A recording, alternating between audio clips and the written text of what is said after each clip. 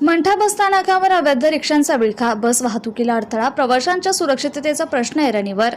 मंठा येथील बसस्थानक परिसरात अवैध प्रवासी वाहतूक करणाऱ्या रिक्षांचा वाढता वापर गंभीर स्वरूप धारण करत असून त्यामुळे राज्य परिवहन महामंडळाच्या बसांच्या वाहतुकीला मोठा अडथळा निर्माण होतोय. सोमवार 13 जुलै 2026 रोजी दुपारी 1 वाजता मिळालेल्या माहितीनुसार बस स्थानकाच्या प्रवेशद्वारापासून ते आतील परिसरापर्यंत रिक्षांचा गराडा पडत असल्याने बस चालकांना बस स्थानकात आणणं आणि बाहेर काढणं कठीण होत आहे. यामुळे प्रवाशांची मोठी गैरसोय होत असून त्यांच्या सुरक्षिततेचा प्रश्न ऐरणीवर आलाय. त्यामुळे सामाजिक कार्यकर्त्यांनी जिल्हा प्रशासनाकडे तक्रार दाखल केली आहे. स्थानिक नागरिकांच्या म्हणण्यानुसार बस स्थानकात बस दाखल होताच अनेक रिक्षा चालक बसभोवती गर्दी करतात. काही रिक्षा थेट प्रवेशद्वारात उभ्या राहत असल्याने बसांना मार्ग काढणं अवघड होतं.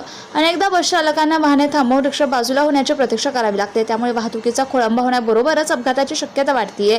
प्रवासी आणि स्थानिक नागरिकांचा आरोप आहे की बसस्थानक परिसरात प्रवासी वाहतूक करणाऱ्या अनेक रिक्षा चालकांकडे आवश्यक असलेला रिक्षा चालक बॅच, व्यावसायिक वाहन चालविण्याचा वैध परवाना, वाहन परवाना, वाहन दुरुस्ती प्रमाणपत्र, विमा, प्रदूषण नियंत्रण प्रमाणपत्र, नोंदणी प्रमाणपत्र तसेच कर भरल्याचे प्रमाणपत्र नसतानाही सर्रास प्रवासी वाहतूक सुरू आहे.